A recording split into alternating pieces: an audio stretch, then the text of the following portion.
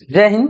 Class 9 summative assignment 1 का most important top question हम लोग देखने वाले हैं। टोटल यहाँ 80 प्रश्न देखेंगे और आप लोग का जो प्रश्न आएगा ऑब्जेक्टिव टाइप रहेगा। तो इसमें हम लोग जो भी प्रश्न देखने वाले हैं वो सिलेबस के हिसाब से है। सिलेबस में सितंबर तक में जितना पढ़ना था वही सब चैप्टर से जो है प्रश्न को उठाया गया है। और ये जो है आपको ये सब प्रश्न जो है वीकली टेस्ट, समेटिव असाइनमेंट या फाइनल एग्जाम सब में जो है काम आने वाला है, क्योंकि सब क्वेश्चन जो है वो प्रीवियस ईयर में पूछा हुआ है या फिर तो उससे भी प्रीवियस में पूछा हुआ प्रश्न है। तो फिर चलिए शुरू करते हैं। शुरू करने से पहले अगर आप चैनल में पहली बार विजिट किए तो चैनल को जरूर से जरूर सब्सक्राइब कर लीजिए, वीडियो को लाइक कर दीजिए और अपने दोस्तों के साथ जरूर से जरूर शेयर कीजिए, ताकि इससे क्या होगा कि मुझे भी जो है वो मोटिवेशनल मिले और ताकि आप लोग के लिए और भी अच्छे तरह से और भी अच्छे अच्छे प्रश्न जो है आप लोग के लिए वीडियो बनाकर ला सके। तो फिर शुरू करते हैं। तो यहाँ सबसे पहले हम लोग देखेंगे कि पहला प्रश्न है कि फ्रांस की मुद्रा का इकाई लिरवे था, है ना। फ्रांस की मुद्रा का इकाई जो था वो क्या था, लिरवे, और उसको समाप्त कर दिया गया। तो समाप्त किस वर्ष किया गया था, तो 1794 ईस्वी में इसको समाप्त कर दिया गया था। नेक्स्ट है कि फ्रांसीसी सरकार करों में वृद्धि के लिए बाध्य हो गई, है ना। कर का वृद्धि क्यों की सरकार, फ्रांसीसी सरकार तो बढ़ते जा रहे थे कर्ज को चुकाने के लिए, बहुत कर्ज बढ़ गया था, सेना का रख रखाव में दिक्कत हो रहा था, उसके लिए राज दरबार में सरकारी कार्यालयों को चलाने के लिए। तो इनमें से सभी इसका सही आंसर हो जाएगा। नेक्स्ट प्रश्न आता है कि फ्रांस की पूरी आबादी का लगभग 90% लोग जो थे, अधिकतर लोग थे, वो कौन थे, तो किसान लोग थे। नेक्स्ट आता है कि जब 1791 में फ्रांस की नेशनल असेंबली जो है वो संविधान का प्रारूप जो है पूरा कर लिया था, तो इसका मुख्य उद्देश्य क्या था, तो मेन जो इसका उद्देश्य था राजा की शक्ति को जो था वो कम करना था, है ना। तो सम्राट की शक्तियां का सीमित करना। तो ये ए नंबर इसका सही आंसर हो जाएगा। नेक्स्ट है कि 1748 में the spirit of the laws की रचना जो है वो किसके द्वारा किया गया था, तो मॉन्टेस्क्यू के द्वारा किया गया था। यहाँ थोड़ा सा गलत लिखा हुआ लेकिन मॉन्टेस्क्यू हो जाएगा। फ्रांसीसी उपनिवेशों में कौन सी प्रथा उन्मूलन जैकोबिन शासन क्रांतिकारी समाज सुधारों में से एक था, तो यहाँ बोला है कि दास प्रथा इसका सही आंसर हो जाएगा, है ना। कि फ्रांसीसी उपनिवेशों में कौन सा प्रथा जो था, तो दास प्रथा था, तो दास हो जाएगा। नेक्स्ट है कि निम्न में से कौन यूरोप में ऐसा राष्ट्र चाहते थे जिसमें कि सभी धर्म को बराबर सम्मान और जगह मिले, तो ऐसा चाहने वाले लोग थे उदारवादी, है ना, उदारवाद हो जाएगा। नेक्स्ट प्रश्न आता है कि निम्न में से किसका विश्वास था कि खुद को पूंजीवादी शोषण से मुक्त कराने के लिए मजदूर को एक अत्यंत भिन्न किस्म के समाज बनाना होगा, है ना। तो ये इसका जो राइट आंसर हो जाएगा वो कार्ल मार्क्स, है ना, Karl Marx. Next Finland, Latvia, Lithuania, Estonia तथा पोलैंड, ये सब कुछ हिस्सा जो है वो किस जगह के, मतलब किस क्षेत्र के हिस्से थे, तो फ्रांस और ये जो थे वो फिनलैंड, लातविया, लिथुनिया, ये सारा जो थे वो रूस के हिस्से थे, है ना, रूस हो जाएगा। नेक्स्ट है कि 1914 में दो यूरोपीय गठबंधनों के बीच युद्ध छिड़ गया था, हाँ, प्रथम विश्व युद्ध, और एक खेमा में जो था वो जर्मनी, ऑस्ट्रिया, तुर्की था।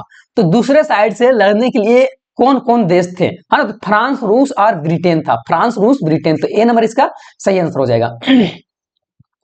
नेक्स्ट है कि पूर्व देशांतर रेखा जो भारत की मानक यामयोत्तर रेखा मानी जाती है, वह भारत के किस राज्य और किस शहर से होकर गुजरती है, तो ये उत्तर प्रदेश मिर्जापुर से होकर गुजरती है। तो ये ए नंबर इसका सही आंसर हो जाएगा, उत्तर प्रदेश मिर्जापुर। नेक्स्ट है 12 नंबर प्रश्न कि पश्चिम में यूरोपीय देशों एवं पूर्वी एशियाई देशों में कौन सा सागर जो है वो मिलाती है ना। पश्चिम में यूरोपीय देशों एवं पूर्व में एशियाई देशों को कौन सा सागर जो है वो आपस में मतलब मिला देता है, तो हिंद महासागर इसका सही आंसर हो जाएगा, सी नंबर। अभी तक भी आप वीडियो को लाइक नहीं किए हैं, शेयर नहीं किए हैं, तो जरूर से जरूर कर दीजिए, है ना। यही हम लोग के लिए जो है मोटिवेशनल के काम करेगा और आप लोग के लिए जो है वो वीडियो और भी ज्यादा लाया जाएगा। नेक्स्ट 13 नंबर प्रश्न है कि भारत की भूमि की सीमाएं उत्तर में किस देश के साथ में जुड़ी हुई है। उत्तर की साइड हम लोग अगर देखते हैं तो उत्तर की साइड अगर भारत का अगर इधर इधर इधर मान लेते हैं उत्तर है, तो इधर इधर भारत के ऊपर साइड में कौन कौन देश है, तो चीन है, नेपाल है ना। तो पूछा है कि भारत की भूमि की सीमाएं उत्तर पश्चिम, है ना, तो उत्तर पश्चिम की बात किया जा रहा है, तो किस देश के साथ में जो है वो लगता है, तो उत्तर पश्चिम उत्तर है यहाँ पाकिस्तान और अफगानिस्तान, है ना, इस साइड की बात किया जा रहा है। तो इधर पाकिस्तान है, इधर तो आपका जम्मू कश्मीर है, तो इधर पाकिस्तान अफगानिस्तान है, तो पाकिस्तान अफगानिस्तान इसका सही आंसर हो जाएगा। नेक्स्ट है कि सतलुज एवं सिंधु के बीच में स्थित हिमालय के भाग को जो है वो किस नाम से जाना जाता है? तो सिंधु और सिंधु एवं सतलुज के बीच में जो है वो पंजाब हिमालय के नाम से जाना जाता है, तो पंजाब हिमालय हो जाएगा। हिमालय को बांट दिया गया है नाम के हिसाब से भी और इस तरह से भी पहाड़ में जो सबसे ऊंचा जगह उस हिसाब से भी। पटकाई नाग मिजो तथा मणिपुर निम्न में से किसके नाम है ना? तो ये पहाड़ियां का नाम है ना, पहाड़ियां हो जाएगा। नेक्स्ट है कि भारत का उत्तरी मैदान जो जलोढ़ मृदा से बनी है उसका निर्माण जो है नदियों के द्वारा हुआ है, किस नदी के द्वारा हुआ है ना? तो सिंधु गंगा और ब्रह्मपुत्र नदी के द्वारा हुआ है, सिंधु गंगा ब्रह्मपुत्र, हाँ ये हो जाएगा सिंधु गंगा ब्रह्मपुत्र नदी। नेक्स्ट है कि किन कारणों से भारत का उत्तरी मैदान कृषि की दृष्टि से सर्वाधिक उत्पादक क्षेत्र माना जाता है? तो समृद्ध मृदा आवरण इसका सही आंसर हो जाएगा कृषि के लिए। नेक्स्ट जो है वो मानसरोवर झील क्या है? मानसरोवर झील स्थित है, तो मानसरोवर जो है वो चीन का कुछ हिस्सा है, तिब्बत, वहां जो है तिब्बत में ये स्थित है मानसरोवर झील। 18 नंबर प्रश्न होता है खत्म। अब आ गया 19 नंबर में कि सतलुज, ब्यास, रावी, चेनाब तथा झेलम आपस में मिलकर पाकिस्तान के मिठानकोट के पास किस नदी में जाके मिल जाती है? तो सिंधु नदी में मिल जाती है, तो इसका सही आंसर सिंधु नदी हो जाएगा। नेक्स्ट आता है प्रश्न की 20 नंबर कि कश्मीर घाटी का एक प्रसिद्ध झील का नाम जो है वो कौन सा है? तो कश्मीर घाटी में जो प्रसिद्ध झील है वो डल और वुल्लर झील दोनों है ना? तो डल वुल्लर ये दोनों है, तो आप लोग एक देख लीजिएगा है ना, पर डल मारिएगा। नेक्स्ट है कि झीलों के निर्माण से क्या लाभ होता है? तो झीलों के निर्माण से बहुत लाभ होता है, जल के विद्युत उत्पादन करने में सहायता होता है, आसपास के क्षेत्रों में जलवायु का सामान्य बना रहता है और प्राकृतिक सुंदरता और पर्यटन को बढ़ावा देता है। तो इनमें से सभी इसका सही आंसर हो जाएगा। लाइक का बटन जरूर से जरूर दबा दीजिए। निम्न में से शासन का एक ऐसा रूप है जिसमें शासकों का चुनाव जो है वो लोग करते हैं, तो शासक का चुनाव लोग कब करते हैं? तो जहां लोकतंत्र होता है, तो ये लोकतंत्र इसका सही आंसर हो जाएगा। नेक्स्ट प्रश्न आता है कि लोकतंत्र के विपक्ष में दिया गया तर्क एक निम्न में से कौन सा है ना? लोकतंत्र के विपक्ष में यहां से कौन सा तर्क जो है वो दिया गया है? तो लोकतंत्र जो है इनमें विपक्ष में है ना, मतलब लोकतंत्र के पक्ष में नहीं है। तो यहां बोला है कि इनमें जो है लोकप्रिय एवं अस्थायी शासन, क्या अस्थायी? तो जी बिल्कुल नहीं, अस्थायी शासन इसमें नहीं होता है, तो ये इसी नंबर हो जाएगा। नेक्स्ट है कि लोकतंत्र में किसी समस्या है ना, लोकतंत्र में अगर कोई समस्या का समाधान में किसका जो है भूमिका अधिक होता है? ठीक है, लोकतंत्र में हम क्या बोले कि लोकतंत्र में किसी समस्या का समाधान करना है तो भूमिका किसका मतलब बहुत महत्वपूर्ण ज्यादा होता है? तो विपक्षी दल, मीडिया, सत्तारूढ़ दल, इनमें से सभी इसका सही आंसर हो जाएगा। आज की दुनिया लोकतांत्रिक व्यवस्था का सबसे आम रूप है, तो क्या आम रूप है? लोगों द्वारा चुने गए प्रतिनिधियों के माध्यम से शासन चलाना है ना, ये इसका सही आंसर हो जाएगा। या फिर तो जनता द्वारा एक स्थान पर जमा होकर शासन संबंधी निर्णय के लेना, या फिर तो मताधिकार का लोगों से छीन लेना, तो ये पहला इसका ऑप्शन सही हो जाएगा। नेल्सन मंडेला को दक्षिण अफ्रीका के सबसे भयावह जेल 28 साल तक रहना पड़ा था, और वो जेल जो है वो कहां है, किस जगह पर? तो रावेन द्वीप में ये स्थित है। नेक्स्ट है कि दक्षिण अफ्रीका में रंगभेद के खिलाफ जब जो है जनता ने संघर्ष और विरोध बढ़ने लगा, तो वहां की सरकार जो है अपनी नीतियां के बदलाव में शुरू किया। तो क्या बदलाव शुरू किया, क्या मतलब नीति में क्या क्या बदलाव किया? तो भेदभाव वाले कानून को वापस ले लिया, ठीक है, कि भेदभाव कानून नहीं चलेगा, और राजनीतिक दलों पर लगा प्रतिबंध को उठा लिया, नेल्सन मंडेला को आजादी भी कर दिया गया। इनमें से सभी इसका सही आंसर हो जाएगा। लोकतांत्रिक शासन वाले देशों में किसका होना बहुत जरूरी है ना? लोकतांत्रिक जो देश है उसमें संविधान का होना बहुत जरूरी है, क्योंकि लोकतांत्रिक जो है संविधान कहीं नींव पर चलता है लोकतांत्रिक, ठीक है। नेक्स्ट प्रश्न आता है कि भारत देश ने किस आधार पर हुए बंटवारे को विभीषका झेली है? तो धर्म के हिसाब से जो है वो इसका सही आंसर हो जाएगा। नेक्स्ट, संविधान प्रमुख रूप से क्या करता है ना? तो लोगों के बीच जरूरी भरोसा और सहयोग का विकसित करता है, सरकार के अधिकार को सुनिश्चित करता है। इसमें से सभी इसका सही आंसर हो जाएगा। नेक्स्ट है कि पालमपुर के निकटतम बड़े गांव का नाम जो है क्या है? पालमपुर के निकटतम में एक रायगंज था, तो इसका सही आंसर हो जाएगा रायगंज। भूमि मापने की इकाई का क्या बोलते हैं हम लोग? भूमि जो नापा जाता है उसका इकाई को मतलब जो है वो किस नाम से जाना जाता है? तो भूमि नापने की इकाई को जो है हेक्टेयर से जाना जाता है, तो हेक्टेयर हो जाएगा। भारत के गांव में उत्पादन की प्रमुख गतिविधियां क्या है ना? तो खेती इसका सही आंसर हो जाएगा। नेक्स्ट प्रश्न आता है कि लघु विनिर्माण, परिवहन, दुकानदार, डेयरी, ये सब किस प्रकार के कृषि क्रियाएं हैं? तो गैर कृषि क्रियाएं इसका सही आंसर हो जाएगा। नेक्स्ट है कि आर्थिक विकास की दृष्टि से कौन सा सर्वाधिक महत्वपूर्ण है? तो आर्थिक विकास के हिसाब से सबसे ज्यादा जो है मानवीय पूंजी महत्वपूर्ण रहता है, तो मानवीय पूंजी हो जाएगा। और किस प्रकार की जनसंख्या अर्थव्यवस्था पर बोझ होती है? तो निरक्षर, जो पढ़े लिखे नहीं है और अस्वस्थ है, वो जो है वो जनता देश के लिए बोझ है। सन 1774 में बुर्बो राजवंश के लुईस 16वां किस देश के राजगद्दी पर आसीन हुआ था? तो फ्रांस के राजगद्दी पर जो है आसीन हुआ था, तो इसका सही आंसर हो जाएगा फ्रांस। 37 नंबर का फ्रांस। नेक्स्ट है कि फ्रांस की मुद्रा को किस नाम से जाना जाता था, जिसको 1794 में समाप्त कर दिया गया? तो लिरवे नाम से जाना जाता था। 38 नंबर का हो जाएगा। आगे है कि यूरोप में निम्न में से कौन सा समूह वंश आधारित शासकों को अनियंत्रित सत्ता का विरोधी था? अनियंत्रित सत्ता का विरोधी जो था वो कौन लोग थे? तो वो उदारवादी लोग थे, तो इसका सही आंसर हो जाएगा उदारवादी। नेक्स्ट है कि रूस में निम्न में से किस प्रकार की मांग को लेनिन की अप्रैल थीसिस के नाम से जाना जाता है? तो इसका सही आंसर हो जाएगा इनमें से सभी, है ना, इनमें से, यहां सभी हो जाएगा, इनमें से सभी।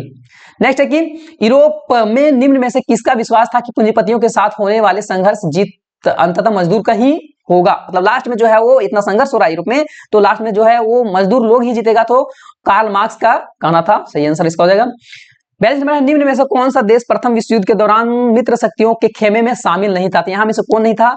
तो यहां में से जो देश शामिल नहीं था वो था जर्मनी, तो इसका सही आंसर हो जाएगा जर्मनी। नेक्स्ट है कि हिटलर ने जिस विचारधारा को जन्म दिया था उसे क्या बोला जाता है? तो नाजीवाद, नाजीवाद जिसको हम लोग बोलते हैं। नेक्स्ट है कि जावा में किस समुदाय के लोग कुशल लकड़हारे और घुमंतु किसान के रूप में जाने जाते हैं? तो जावा की बात किया जा रहा है, तो इसका सही आंसर हो जाएगा कलंग, है ना, कलंग, यहाँ ये वाला ऑप्शन सही हो जाएगा। नेक्स्ट है कि उत्तर में भारत देश के लगभग दो बराबर हिस्सों में भागों में जो है निम्न में से कौन सा रेखा बांट देता है? तो कर्क रेखा बांट देता है, इसका सही आंसर कर्क रेखा हो जाएगा। नेक्स्ट प्रश्न आता है कि 46 नंबर कि उत्तराखंड, उत्तर प्रदेश, बिहार, पश्चिम बंगाल, सिक्किम सीमाएं किस देश को छूता है? तो नेपाल, इसका सही आंसर हो जाएगा। नेक्स्ट है कि तिस्ता और दिहांग निम्न में से किनके नाम है? और ये जो असम हिमालय का सीमांकन करती है, तो तिस्ता और दिहांग जो है वो नदियों का नाम है, तिस्ता नदी और दिहांग नदी। भारत में हिमालय पर्वत की श्रृंखला सबसे लंबी तथा सबसे महत्वपूर्ण श्रृंखला में से मानी जाती है, ये कौन सी पर्वत श्रृंखला है? तो सही जो हो जाएगा वो पीर पंजाल। नेक्स्ट 49 नंबर की भारत का कौन सा राज्य तथा नगर सिंधु तथा गंगा नदी तंत्रों के बीच में जल विभाजक को जो है जल का बंटवारा का काम करता है, और वो है आपका अंबाला, है ना, अंबाला हरियाणा में जो है। निम्न में से भारत के प्रायद्वीपीय भाग की एक प्रमुख नदी कौन सी है, जिसे दक्षिण गंगा के नाम से भी जानते हैं? दक्षिण गंगा कौन नदी को बोला जाता है? तो गोदावरी नदी को बोला जाता है, गोदावरी इसका सही आंसर हो जाएगा। महानदी कृष्णा, महानदी गोदावरी, कृष्णा तथा कावेरी पूर्व की ओर बहने वाली नदी है, और ये बंगाल की खाड़ी में गिरती है, और ये नदियां अपने मुहाने पर किनका निर्माण करती है? तो डेल्टा का निर्माण करती है। 52 नंबर प्रश्न है कि लोकतंत्र के लिए निम्न में से किसका होना बहुत जरूरी है? लोकतंत्र में क्या सबसे ज्यादा जरूरी रहता है? तो स्वतंत्र एवं निष्पक्ष चुनाव हो, ये सबसे ज्यादा जरूरी रहता है। चीन की संसद के निम्न में से क्या नाम है? तो कांग्रेस नाम है चीन का संसद का। दक्षिण अफ्रीका की गौरव की नेल्सन मंडेला पर किस प्रकार का मुकदमा चलाया था? तो देशद्रोह के मुकदमा चलाया गया था। 1950 से ही दक्षिण अफ्रीका में रंगभेद के खिलाफ निम्न में से संघर्ष किया था। किसके? मतलब अश्वेत लोग जो था वो बहुत संघर्ष किया था, मतलब काली चमड़ी वाले लोग संघर्ष किए थे। नेक्स्ट है कि पालमपुर में विभिन्न प्रकार के, मतलब पालमपुर में विभिन्न जातियों के लोग रहते हैं, तो कितने लोग हैं ना? पालमपुर में अलग अलग जाति के लोग हैं, तो टोटल जो है वो 450 लोग हैं पालमपुर गांव में। नेक्स्ट है कि निम्न में से उत्पादन के लिए किन चीजों का होना सबसे ज्यादा जरूरी माना जाता है? तो भौतिक और मानवीय पूंजी जो है सबसे ज्यादा जरूरी माना जाता है। शहरी क्षेत्रों में अधिकांशतः किस प्रकार की बेरोजगारी पाई जाती है? तो शहर में जो है 58 नंबर का प्रश्न का आंसर हो जाएगा आपका शिक्षित बेरोजगारी। शहर में जो है पढ़े लिखे लोग जो है बेरोजगार रहते हैं। हरित क्रांति का संबंध किससे है? तो कृषि उत्पादन से है हरित क्रांति का संबंध। राष्ट्रीय ग्रामीण रोजगार गारंटी अधिनियम जो है कितने दिनों का गारंटी देने को जो है वो गारंटी देता है? तो 100 दिनों का। निम्न में से किस अधिकार का 44वां संविधान संशोधन अधिनियम 1978 में द्वारा जो है मौलिक अधिकार की सूची से हटा दिया गया था? तो संपत्ति का अधिकार को हटा दिया गया था। टोटल जो था 7 मौलिक अधिकार था, लेकिन एक हटा दिया गया संपत्ति के अधिकार को, तो टोटल बचा 6। पालमपुर गांव के अधिकांश भूमि पर स्वामी जो था उच्च जाति के लोग थे, तो वो उच्च जाति के कितने परिवार थे, है ना। तो 80 परिवार थे, तो इसका सही आंसर 80 हो जाएगा, सी नंबर। नेक्स्ट है कि जब प्रचलित मजदूरी की दर पर काम करने के लिए इच्छुक लोग जो है वो भी रोजगार नहीं पाते हैं, तो इसको क्या बोला जाता है, तो इसी को बेरोजगारी बोला जाता है। कि इच्छुक, उसका इच्छा है कि कम से भी कम में जो मजदूरी करेगा, लेकिन वो चीज भी नहीं मिल पाता है उसको। किसी भी लोकतंत्र में नियमित अंतरालों पर नियम में से क्या होना चाहिए, तो चुनाव होना चाहिए लोकतंत्र में नियमित अंतराल पर 5-5 साल में। नेक्स्ट है कि 26 अप्रैल 1994 की मध्य रात्रि को दक्षिण अफ्रीका एक नया लोकतांत्रिक देश बन गया। इसके साथ वहां के निम्न में से क्या परिवर्तन देखने के लिए मिला था, तो रंगभेद व्यवस्था को समाप्त कर दिया गया था, सभी नस्लों के लोग मिलजुल कर रह रहे थे, तो इसका इनमें से सभी सही आंसर हो जाएगा। 66 नंबर प्रश्न है कि भारतीय संविधान जो है बन के पूरा जो है वो रेडी हो चुका था, तो 26 नवंबर 1949 ईस्वी को रेडी हो चुका था। आगे है कि लोकतंत्र के विपक्ष में दिया गया तर्क निम्न में से कौन सा है, मतलब लोकतंत्र के लिए ये सही नहीं है, कौन सा तर्क जो है वो, तो इसमें एक ऑप्शन नहीं है ना। ये क्वेश्चन शायद गलत हो चुका है या फिर इसमें ऑप्शन नहीं है, तो आपको थोड़ा सा देखिएगा, ये प्रश्न को आंसर अपने हिसाब से लगाइएगा। स्थानीय जलवायु, मृदा अपरदन तथा नदियों की धारा निम्न में से कौन नियंत्रित करता है ना, तो सही आंसर हो जाएगा 1। नेक्स्ट है कि कर्क वृत्त पश्चिम में कच्छ के रन से लेकर मध्य देश के मध्य भाग पूर्व की ओर किस राज्य से होकर गुजरती है, तो यहाँ मित्र पर गमछा झार में से त्रिपुरा आ जाएगा, है ना, बाकी तो ये सब नहीं है। पूर्णा, वर्धा, परहिंता, मांजरा निम्न में से किस नदी की सहायक नदी है ना, तो इसका सही आंसर जो हो जाएगा वो गोदावरी, गोदावरी हो जाएगा। नेक्स्ट है कि हिमालय की नदियां अपने उत्पत्ति के स्थान से लेकर समुद्र तक के लंबा यात्रा रास्ता जो है वो तय करता है, तो इसके साथ में ये क्या क्या काम करता है, तो अपर्दन, परिवहन, निक्षेपण सब काम करता है, इनमें से सभी हो जाएगा। सिंधु, गंगा एवं ब्रह्मपुत्र तथा इनकी सहायक नदियां से बने भारत के उत्तरी मैदान को किस प्रकार मिट्टी वहां पाया जाता है, तो जलोढ़ मिट्टी पाया जाता है, तो जलोढ़ इसका सही आंसर हो जाएगा। भारत की भौगोलिक आकृति को निम्नलिखित में से किस वर्गों में विभाजित किया गया है, तो इनमें से सभी इसका सही आंसर हो जाएगा। आगे है कि निम्न में से किस पर्वत की पूरी श्रृंखला युवा स्थलाकृति को दर्शाता है, तो हिमालय इसका सही आंसर हो जाएगा। अंडमान निकोबार जो है ये कहाँ है, तो हिंद महासागर में स्थित है। जर्मनी को संकट से निकालने के लिए डाक्स योजना बनाई गई थी, है ना। जर्मनी को संकट से निकालने के लिए डाक्स योजना किसने बनाई थी, सॉरी किसने बनाया था, तो अमेरिका, है ना, अमेरिका इसका सही आंसर हो जाएगा। रूसी इतिहास में निम्न में से किस क्रांति को खूनी रविवार के नाम से जाना जाता है, जी हाँ, बहुत इंपॉर्टेंट प्रश्न है। 1905 को जो है वो खूनी रविवार के नाम से जाना जाता है, 1905 की क्रांति को। 78 नंबर प्रश्न है कि उद्योग समाज का एक पूंजीवाद समाज है, ये विचार किसका था, तो ये कार्ल मार्क्स का जो था विचार था। अभी तक भी आप लाइक नहीं किए तो जरूर से जरूर लाइक कीजिए, वीडियो को शेयर जरूर कीजिए अपने दोस्तों के साथ में। 79 प्रश्न है कि फ्रांसीसी क्रांति के दौरान 4 अगस्त 1789 की रात में जो है नेशनल असेंबली द्वारा कौन सा प्रावधान पारित किया गया था, तो इनमें से इसका सभी आंसर हो जाएगा। अब लास्ट प्रश्न है कि सम्राट लुई 16वां जो है, फ्रांस की सम्राट लुई 16वां को न्यायालय द्वारा निम्न में से किस कारण से जो था वो फांसी फंदा पर चढ़ा, तो इसका सही इनमें से सभी। तो ये 80 प्रश्न खत्म होता है। अब नेक्स्ट वीडियो में हम लोग मिलेंगे, तब तक के लिए जय हिंद।